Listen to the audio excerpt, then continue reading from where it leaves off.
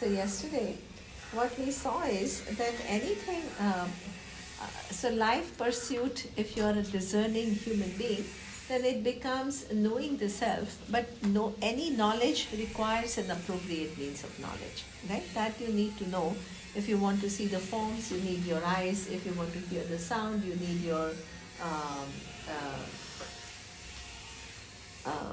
ears. This is what we call irreplaceable, right? Eyes can't do the job of a ear cannot do the job of a tongue. So this is not fanatic. This is how it is, right? This is any knowledge requires an appropriate means of knowledge. And if you were to know the self, so the senses are only reporting objects of the world. So you have really no tools to do an inquiry about who am I.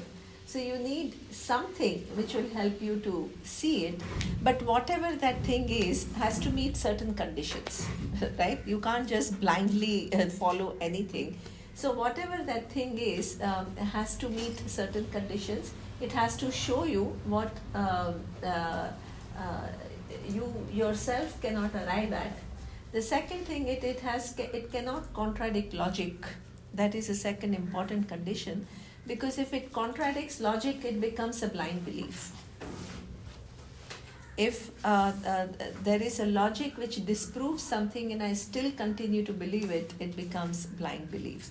So it can't be a blind belief. And the third condition is that it has to be useful for me. So what happens is that these words, if you apply them with an open mind and see what they have to say about you, then if they are valid, they have to meet these three conditions. This is very important. Right? And that's why what we saw is, that's what gives us, there is a very beautiful word called Shraddha. And what is Shraddha? So Swamiji used to explain Shraddha in a very nice way. First, a very simple example. A simple example is, suppose X person is born blind, and then the person is blind for many years, and then there is a technology which comes into the market which can cure this particular type of problem. And the surgeon tells the patient that, there is this new technology and we can try it. And if the patient says, you first prove to me that it will work, and then I will do the surgery. Can you first prove without doing the surgery? No. So what the surgeon says is, even though, I am reasonably confident, but you have to have that Shraddha in the technology as well as in me. And once the surgery is done, only it is self-revealing. You will know whether you see it or not. But without me operating, if you want a guarantee that I will be able to see, it's not possible. So what does it mean? Vedanta is its own proof. Before you decide to listen to it, right? I cannot, anybody, neither me or anybody else cannot prove it to you. You have to give it a chance. And just listen with an open mind and see whether it works or not. But open mind, what kind of an open mind? Not just open mind that you will swallow everything that I say. Open mind in a way that I will listen to you with an open mind, provided you don't contradict logic. That is the attitude. This is the attitude which is not overly critical, not overly anything goes. Right? So this is what we call, we have that discerning mind, a discriminating mind, which is able to assess ideas and reject ideas which don't make sense, and to change one's own standpoint if those ideas are profound and unshakable. Nima, I find it very hot here. You find it very hot? Yeah, and we have a wonderful air conditioning. And just a little while. And then You want to do? I'd love to if Otto can do that. Yeah, if you agree. Yeah, I don't mind. It's- I mean, then if I'm We you don't are, have to listen. yeah, if you're not, if you're not fresh, it's not good. No. Yeah. We just give it a try. We have no proof beforehand. Yes, exactly. Just give it a try and see Yeah, whether let's it see works how or it not. works. Absolutely. Why not? Absolutely.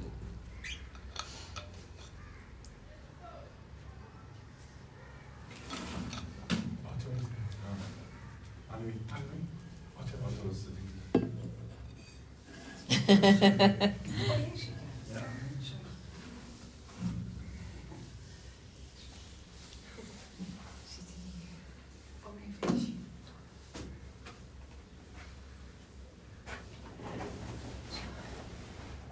You did a treatment?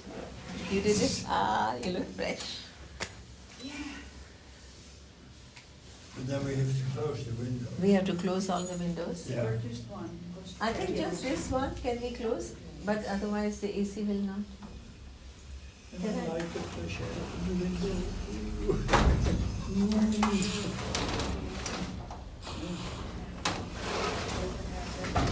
Less noise from outside. There's noise from outside. Yeah, Less noise. less noise, yeah. Yeah.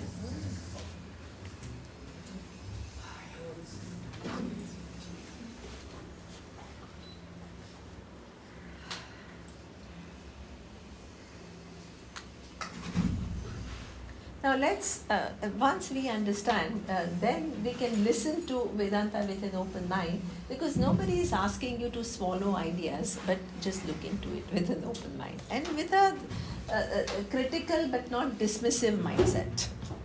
What is the difference between critical and not dismissive? Open mind. Yeah, so you critical don't. is narrow. Critical- With all kind of ideas already. Yeah, so not that kind of a mind, but with an open mind. So now let's see what it has to say. So as all of you said, that it is all about, the larger picture about who am I, right? Not just the way I think who I am, but a larger picture of who am I. But what Swamiji said is that what distinguishes Vedanta from Neo-Vedanta is one thing, which is, I don't know if you are familiar with the word Neo-Vedanta. Neo-Vedanta means that there is a lot of people and lot of teachers who talk about oneness and I being limitless. This is it's not no longer something which is only in the Upanishads. You can find many talks and many teachers talking about it. But there is a so-called traditional teaching, and then there are a lot of other people who are talking about it. One major difference, right, is that the traditional Vedanta shows you who you are, but then essentially it is talking about an equation. So what is an equation? So Tattvamasi, Chandogya Upanishad, right? So what is Tat? What is Tvam? And what is Asi? How many of you have heard this sentence? Okay, many of you have heard this sentence. Okay, so this is a Sanskrit sentence which is appearing in Chandogya Upanishad, and it reveals to you, Tvam is you. Sanskrit word, the translation is you. Asi is a verb which means you are. But you are who? You are Tat. And Tat is a pronoun and it actually stands for that. So now we need to decipher and we need to figure out what does that mean. So that means the cause of the universe. Or Ishvara, which is a Sanskrit name.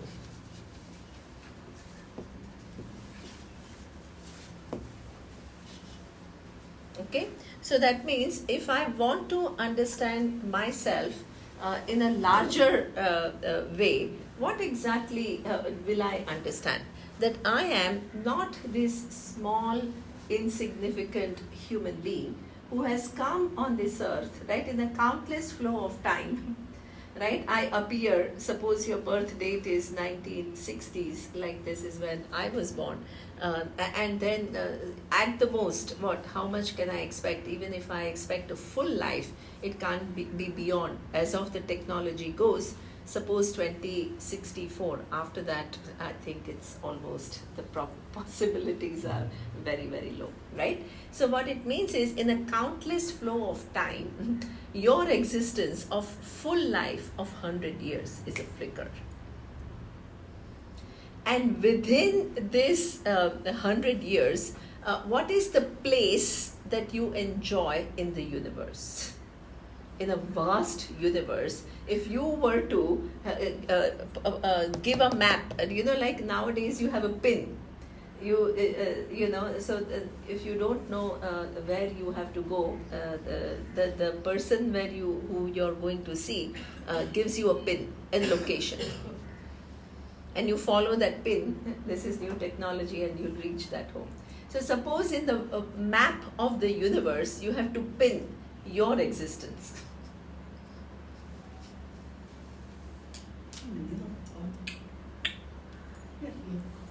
It is so tiny, because even Earth is only a dot.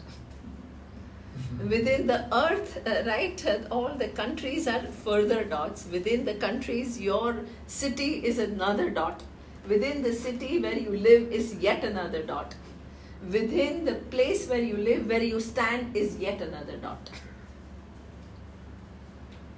And within this identity, this is an identity with which all of us live. Then we try to, improve our thinking. We try to be more positive. We try to do many things to help ourselves. But if really this is my identity, how can I not feel small? Impossible. Impossible.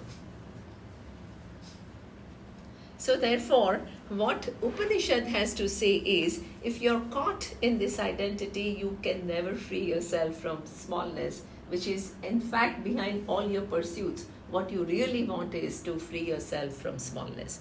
So according to the Upanishads, you are not this small, insignificant human being. You are one with the cause of the universe. So you are not small and insignificant, but you are the whole. Excuse me, what cause of the universe is Ishvara. Ish. 1 minute, huh? Ishvara. Okay. Can you explain? Yes, I will. In fact, the whole teaching is going to be explained. Okay. Yeah, I'm just setting it up. Yeah. Yeah? Okay. Now, before we try to understand what, Ishvara means, what is exactly who you are, and how come there is an identity, let's just simply understand what an equation is. Right? Okay? Suppose I ask, there are mathematicians in this room, so perhaps if I'm lost, they can help me about what equations are. Some of the responsibility goes to you, right? So, generally, right, suppose I ask you, 5 is equal to 5, is it an equation? 5, sorry? 5 equals 5. Yeah, it's an equation.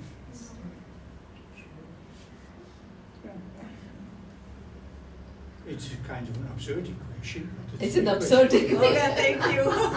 It's an absurd equation.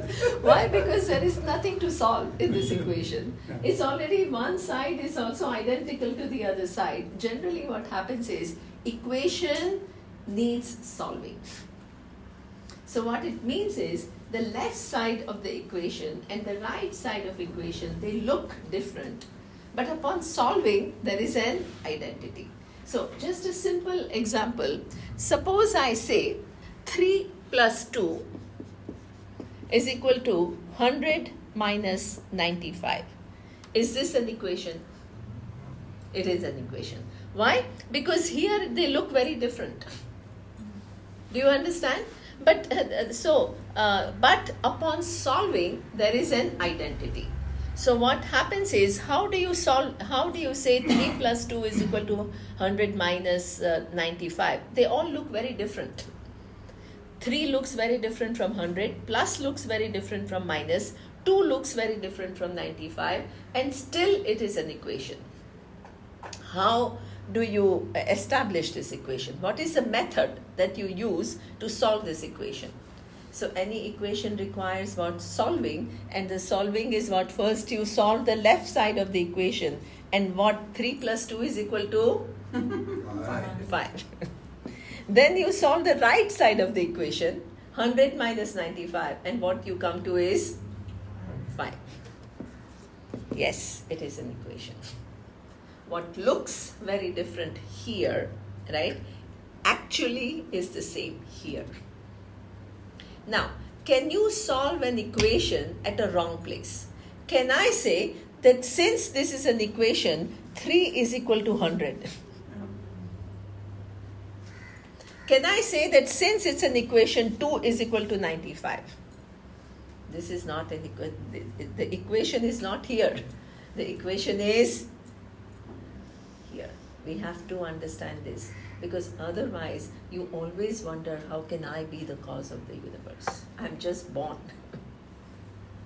I'm just born, few years ago, 50 years, and the universe is billions of years old. How can I claim that I'm the cause of the universe? It seems absurd and it is illogical. Do you understand? So that means when you study Vedanta, you have to be extremely careful about what you are trying to tell yourself and to tell everybody else.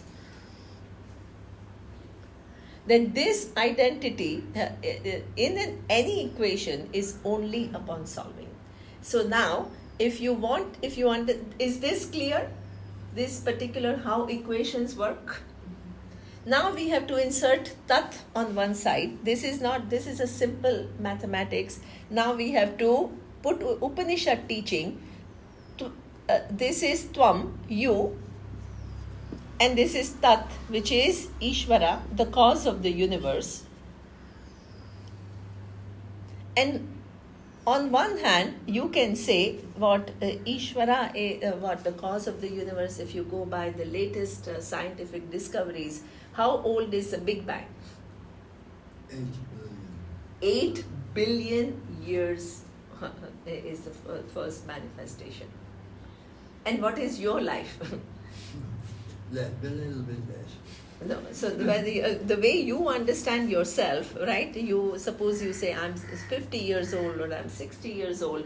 Where is the equation between 60 years of your life and 8 billion years, which is the cause of the universe? So that means it is like this. There is no equation. But perhaps upon solving, what looks very different from one side and the other side, perhaps upon solving, it comes to an identity. Do you understand? This is the structure of the inquiry. Otherwise, we are just loosely, I'm Ishvara, and I'm like this, and we are all flying, and God knows what we are talking about, and we are believing. Then we are waiting for some incredible experience and expansion and all. And we are on our own trip.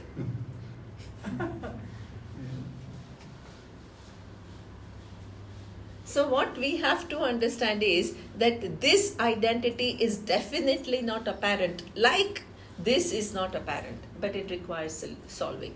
So what do we need to do? What is the method? You first need to look into Tvampada. And you start with what you think you are, and then Upanishad takes you to your truth. Then you have to move to Tat, which is the cause of the universe, and you have to understand what is that cause of the universe and what is its essential nature. And perhaps you will find an equation here. Yes? Is it clear? That you find an equation after solving, not at the starting point. Right? So that's why we need solving, and that's why we need to inquire into two questions: who am I and what is the cause of the universe? And perhaps you will find an identity. And this is what Upanishad reveals. So the first thing is we try to solve the left side of the equation, and that is Tvam, which is you. Now it has to start with what you think you are. So it starts with all of us, right? Before we are exposed to the teaching, what is our identity? My story. Your story, and basically your story belongs to your body when you were born, right? So that means this is your essential identity. Your body, then your senses, and then your mind, because all the stories occur in the mind. So based on the experiences, what happens is we have hundreds of narratives about our life.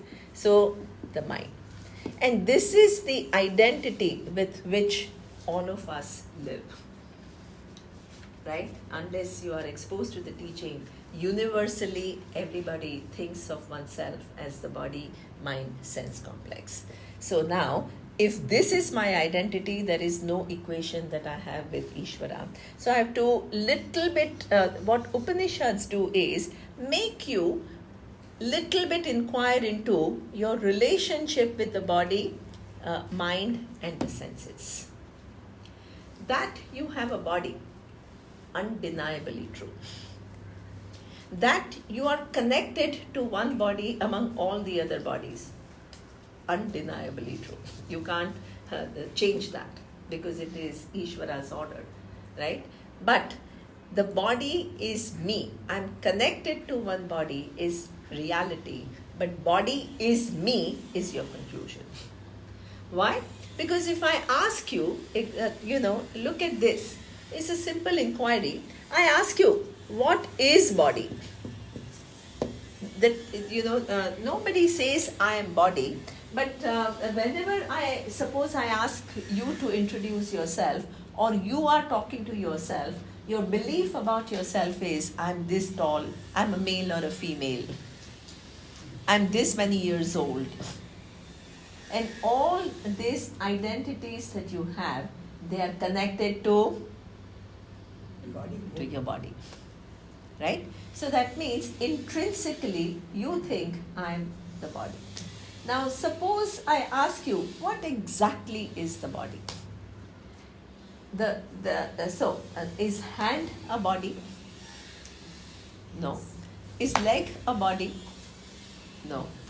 Is your stomach a body? No. Then is your back a body? No. Your head, is it a body? No. So what it means is you have all non-bodies, all the different parts. Hands, this is non-body. Then you have legs, also non-body. Then you have stomach. If you do yoga and prana vikshanam, they make you scan the body right from the head to the top. So this is also non-body. So now, how do you add all non-bodies and then it becomes a body? When you add non-body plus non-body plus non-body plus non-body, how does it become body?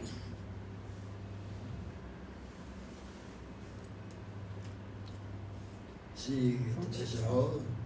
Yeah, so what does it mean? That body itself is made up of components which are non-body. But when they come together, we give it a name called body. But that name, when you begin to look into what it is, it further goes down into so many different parts. Now, suppose I ask you, so you say, okay, body is nothing but all of these things coming together, right? When they are assembled together, when they are put together, we call it a body. But now, the things are not as easy as that. If I ask you, okay, body is just a name for all these different parts, these parts are real, body is just a name, right? When it is assembled together, we give it a name. A hand. What is a hand? Fingers. Fingers. Hand itself is non-hand. Fingers Just the name. plus Nails. nails plus muscles plus nerves plus Flesh. blood plus flesh. This is magic. Because body is just a name and we think these are more real. But when I look into this, it disintegrates into all these other parts which are non-hand. So body is an outcome of addition of non-body plus non-body plus non-body. Hand is an outcome of non-hand plus non-hand plus non-hand plus non-hand plus non-hand. This is magic. How? How does it all happen? Now, if you ask a little bit more, what does this so-called blood, what does that consist of? Molecules. Molecules, right? If anybody has done a blood test, right, and you get 3 pages of your blood report, and you yourself don't understand what is what. What is hemoglobin, what are white cells, what are red cells, what is what. So the blood itself is what? So many different components which are non-blood. So what it means is that itself is all the different cells, white cells. So everything is non-that. Now, if I ask you, ultimately everything, all of these go down into molecules. And molecules into Atoms. atoms. Atoms into. And atoms into particles. So what it means is that this body that you are very intimately identified with, which becomes your essential identity, it is nothing but an assemblage of Parts. so many different parts that, in fact, if I ask you, right, what are the different parts? So I knew the person who was a doctor, and he said he went to medical school, of course, to be a doctor. But in medical school, the hardest course was anatomy. Why? To remember all the parts of your body is a job, because they have all Latin names, all very. So suppose I ask you now, look at this. Are you nerves? Are you bones? Are you blood? Are you flesh? For each of these, you will say no, no, no, no, no. But when all of them come together, how does it become you? But you're also not separate from it. Absolutely. Absolutely. So please understand, and this is what I'm going to talk about, because what you're raising is a very important point. This is just an analysis of what is body. Right? And body is actually many countless different components which are assembled together to create a body. And none of this, is you. And so the addition of all that is non-you, that can't become you. Now, the first level of Vedanta, then, sometimes you are told that you are not the body. But this sentence is very confusing. Why is it very confusing? Because if I tell you you're not the body, what is your mind going to do? Try to disconnect with the body. and find yourself as being independent of the body. And then you're on a trip Yeah. Again, yeah. again. So, please understand that you are not the body, because body is just nothing but many different components. That doesn't mean you don't have a special relationship with one body. So in Kathopanishad, it is very beautifully mentioned. There is an analogy. And what is the analogy which is used? There is a chariot, and then there are 5 horses, and then there are reins, and then there is a charioteer who is running the chariot.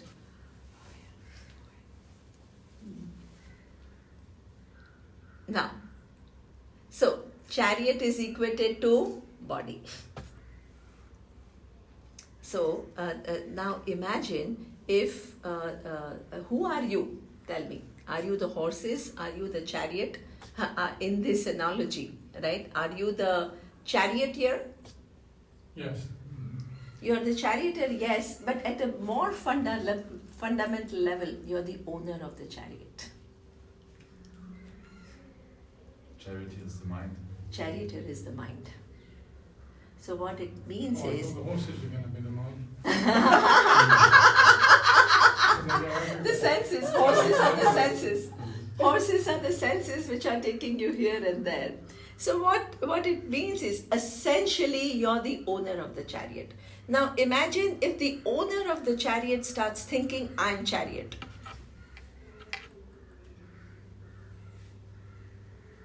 You are the owner of the body. This body is given to you for a certain length of time. And you can use this body to accomplish anything that you want, including moksha. That's why human birth is a privilege, because in this body, only you need this body. So if you need this body to figure out who you are, and you, from the beginning only you try to disconnect with the body. Do you understand the paradox? Body is a very useful tool. Please look after it. You are not the body doesn't mean that the owner of the body, the owner of the chariot understands that I am not the chariot. Does it mean that the chariot is useless? No. Does it mean that he will not care for the chariot? He will, because the chariot allows him to go to places. He has to make sure that the chariot is working well. He has to make sure that the chariot is clean. But just because the chariot is clean and chariot is, but is your identity in the chariot? No. This is Vedanta. I have a body. I am specially related to the body till my last breath. This is a fact.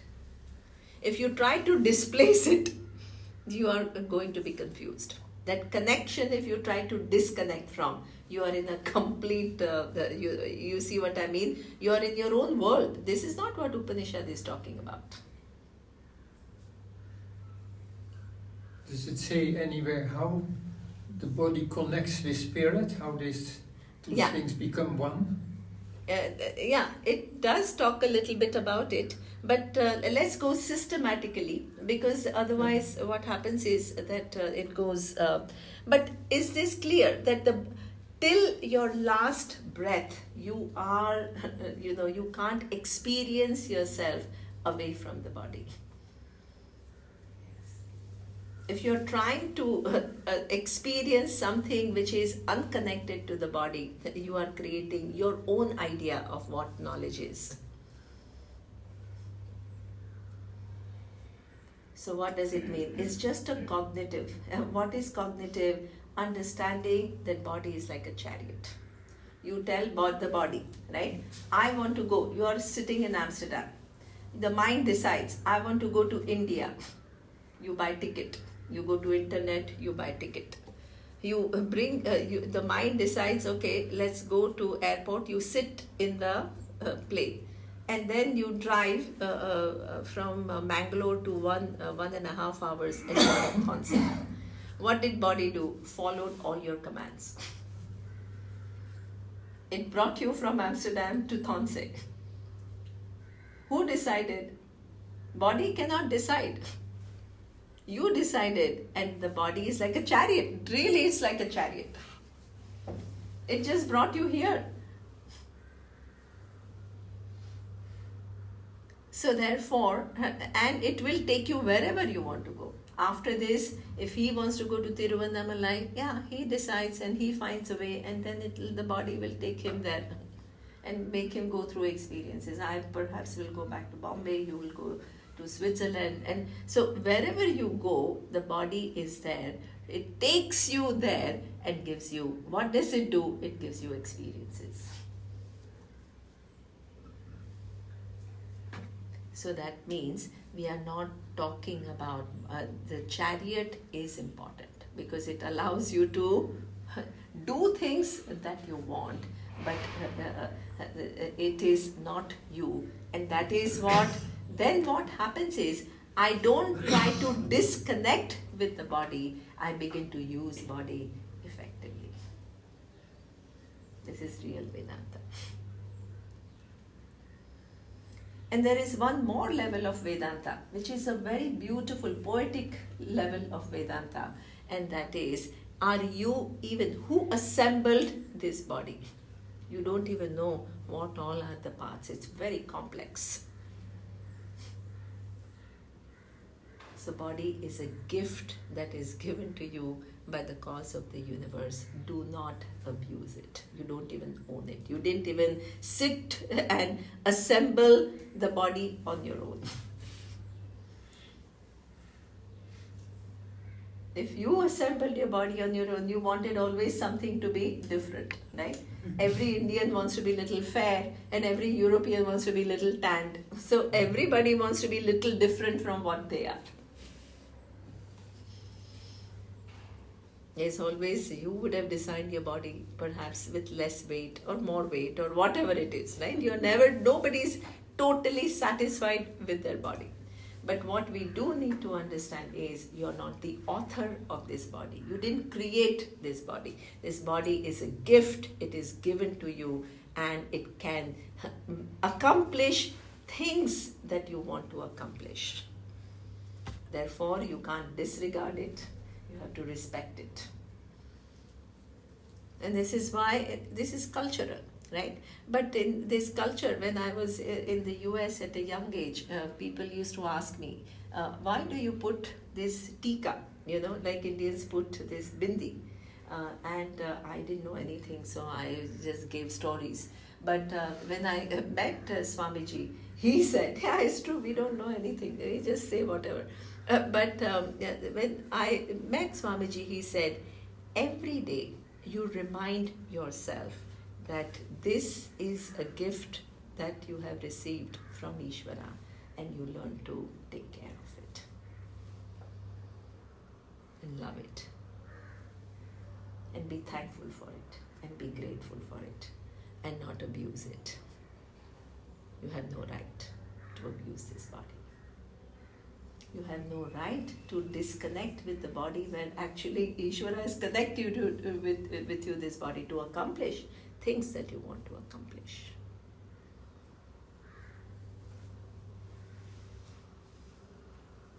So it's a small cognitive change. I have a body. I have been blessed with this body. This body is given to me for me to accomplish things, but what is my mistake? That very gift, which is a given instrument, which is a sophisticated instrument, I think I am that. That is a mistake. So we only correct that mistake.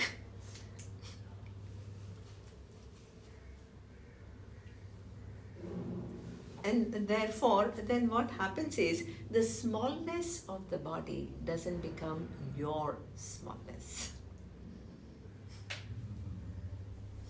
Body is small. It is insignificant. It is designed to deteriorate. It cannot but deteriorate. This is how the program is. You can't fight against the program. The problem, the suffering comes not because the body is designed in a certain way, but you think I am as good as the body. I am deteriorating is a problem. I am immortal is a problem.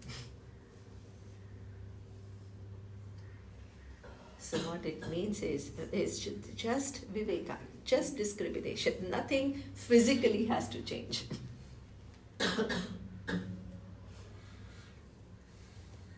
You have a question? Well, you see, there's not a question, but I just couldn't understand the last word. Okay, sorry. No. I'm here now. Yeah. Yeah. Interior, I think that was the word that that you used a few times. Interior, no. So what I got is I have a body. Yes. And I am not the body. I am not the body, but I'm also not separate from the body. Excellent. That's the most important thing. Most important.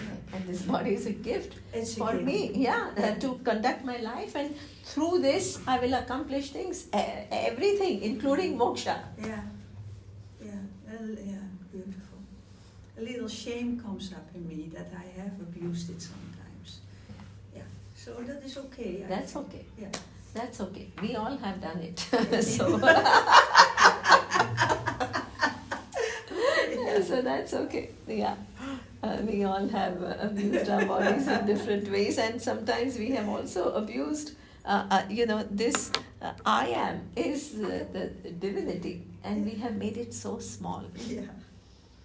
And we have loaded it up with so much inadequacies and sense of failure and sense of smallness. We have loaded it up and made it so impoverished. Yeah. Inferior and all that. Yeah, all kinds of loads. So what does Vedanta do? Makes you unload it all. Makes you Unload it all. So you can see yourself in its true glory.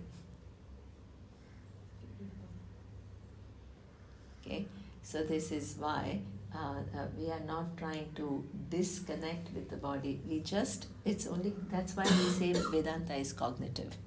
Cognitive means I'm not the body, but I have been gifted this body. I have a special relationship with this body till my last breath that nobody can take away.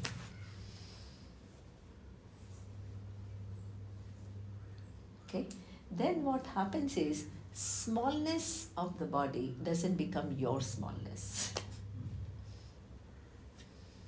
Then you can enjoy small body. There is no problem. Yeah, right.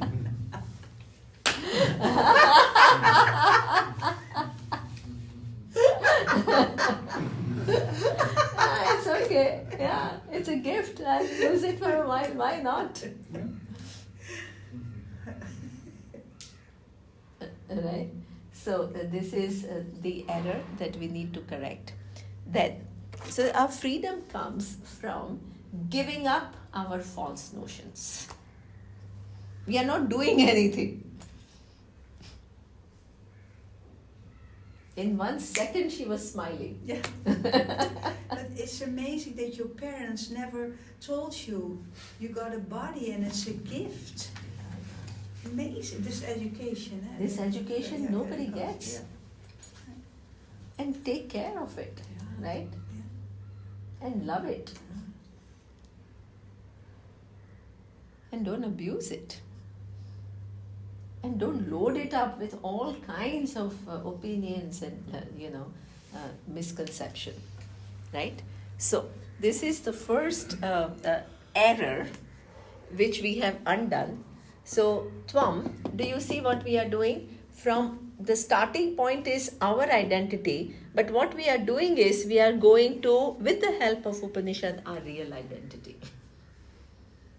And perhaps when we go to that real identity and then we do the same for Ishvara, we will find the equation.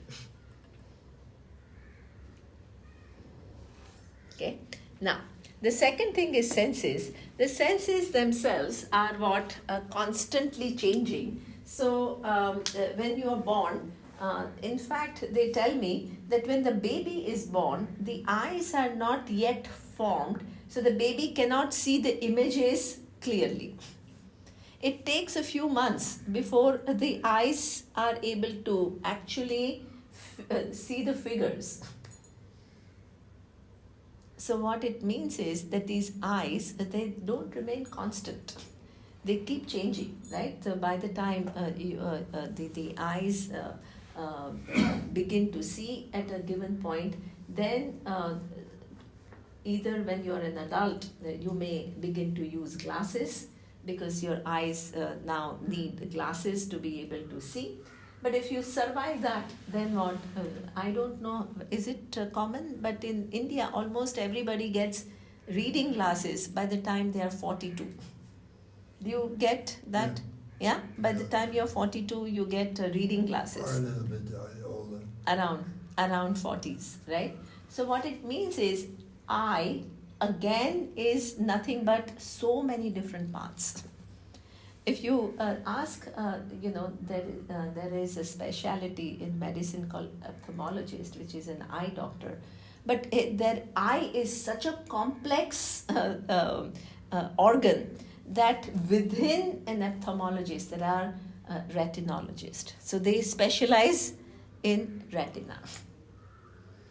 So it's parts within parts within parts within parts, and all is just programmed in a way that it will have peak vision, which is called 20/20.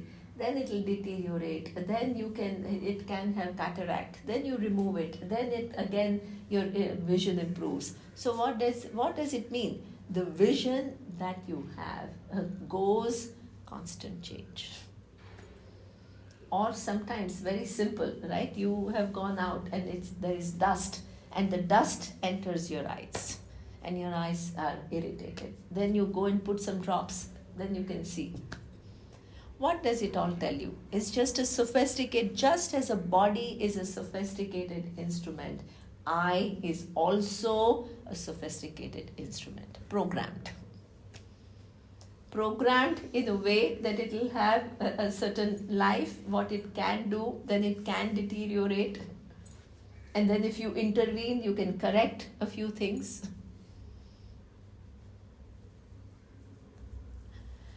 So, what is your relationship with your sense organs? Are you the sense organs, or do you see the changing conditions of your sense organs?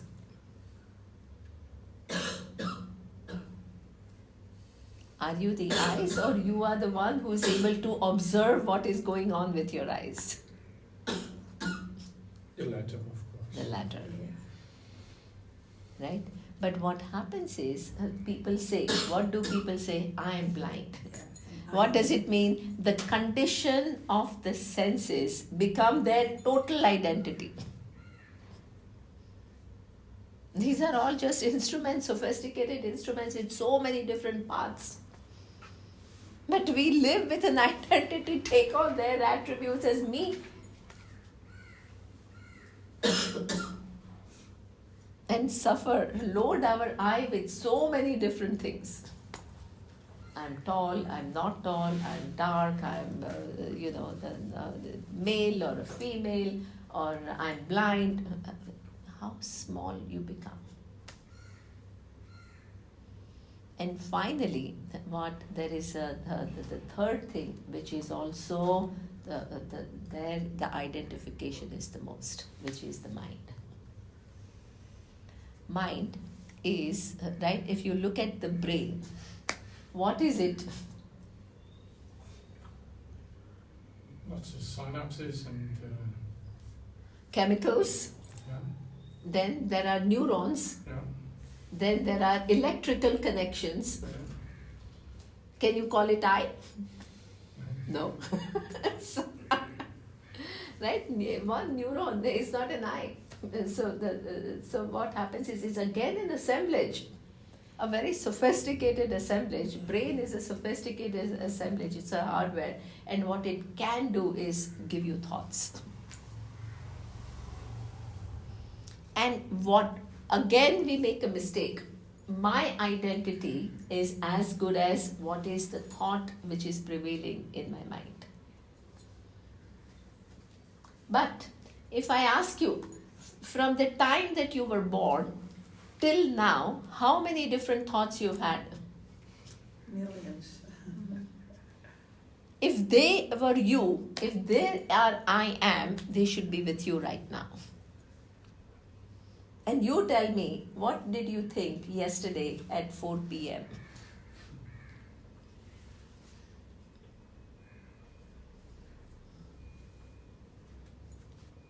He's young. At least his memory is better than all of us. No? No idea. No idea. Okay, yesterday is too far away. This morning, 9 a.m. How many different thoughts you have had? If they are I am, they have to be with you. Are you there or not? You are there. Right now you are there. But if the thought was your intrinsic nature, they have to stick to you.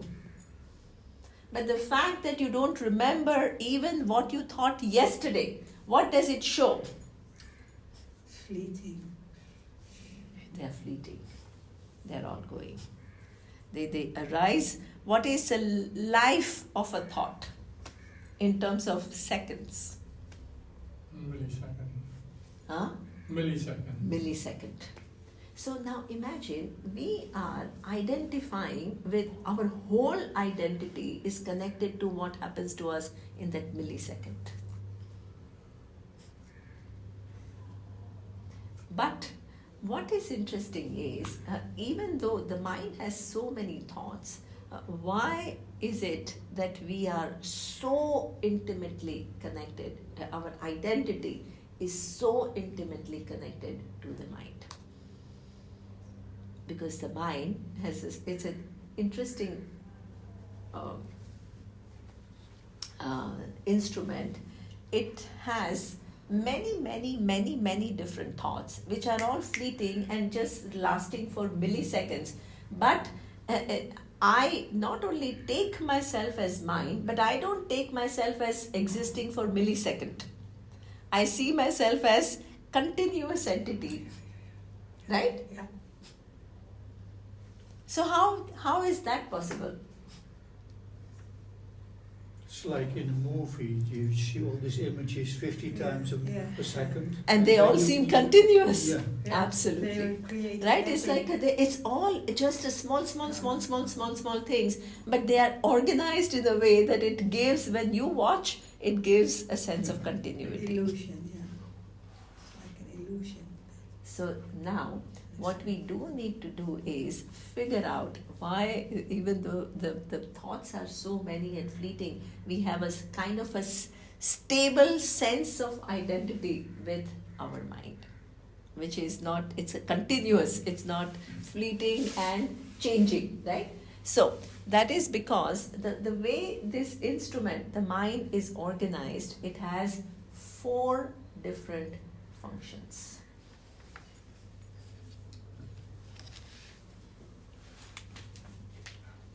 Yeah. Who produces the thoughts? Is it the brain? So the brain is the place. So generally, see what. If you ask a medical doctor, right, what produces thoughts? So when a brain surgeon opens your brain, do they see thoughts? They don't see thoughts. They only see all these electrical connections and chemicals and neurons and all that. So that's why, according to Vedanta, thoughts don't belong to physical reality. They belong to subtle, because what they can't be seen. And what does the brain do? The brain actually works in a way that it produces these thoughts, right? Neurons have to come together, the electrical connections, the chemicals, they all come together, and then they allow the thoughts to emerge. Now, what is interesting is that this series of thoughts, which are mind, which is again an instrument and a very strong instrument, right, has 4 different types of thoughts. One is called manas, which is your emotions, the place where emotions take place. Then you have buddhi,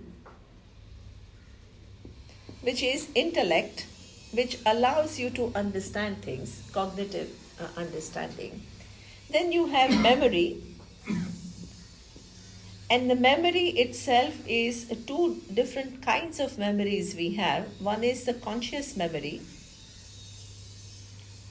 and that is, suppose I ask you, what were you doing when you were 20 years old? Then you retrieve from your memory and you give me an answer.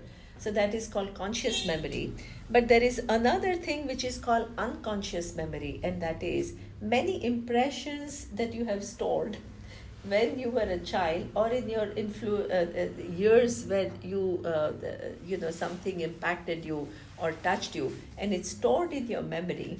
At that given point in time, it was too much for you to address, so it went into what we call the unconscious. So you yourself are not very much aware, but those impressions are with you and they guide your behavior at times. So this is what we call the unconscious. And finally, we have something called I sense, and a Sanskrit name is ahankara. But ahankara, please don't translate it as pride. This is not the meaning. Ahankara, ego. Ego, in this is a technical meaning. It means I sense.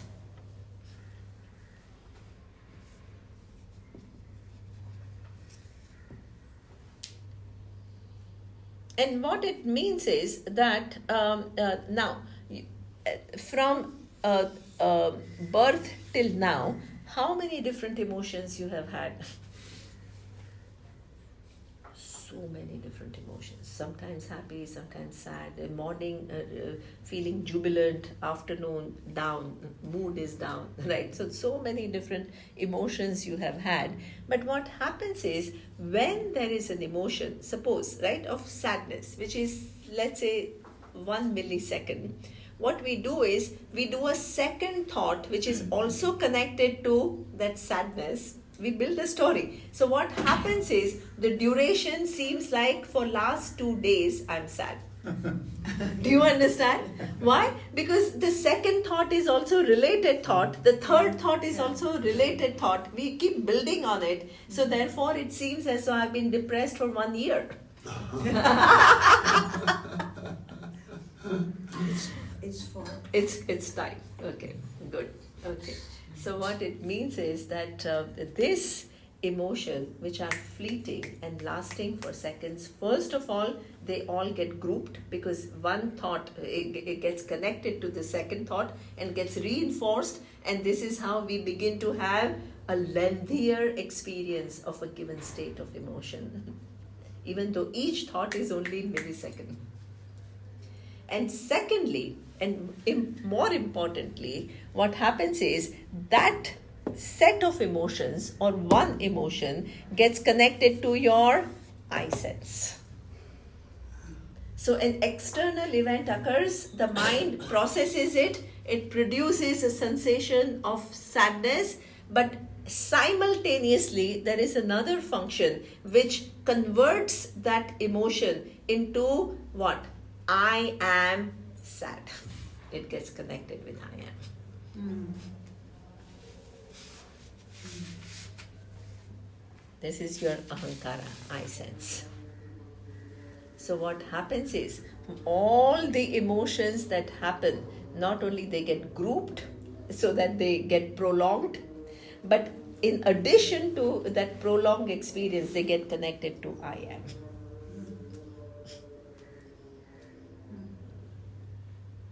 Right? And I will explain to you tomorrow how the other functions also connect to I am, and that I am becomes a real solid entity from which we live. But these are all just instruments. So I will explain more tomorrow.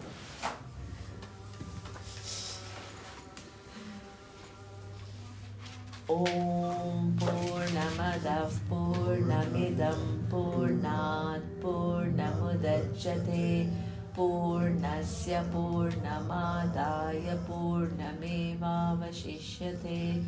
Om Shanti Shanti Shanti. Om Shri Guru Pyo Namaha. Hari Om.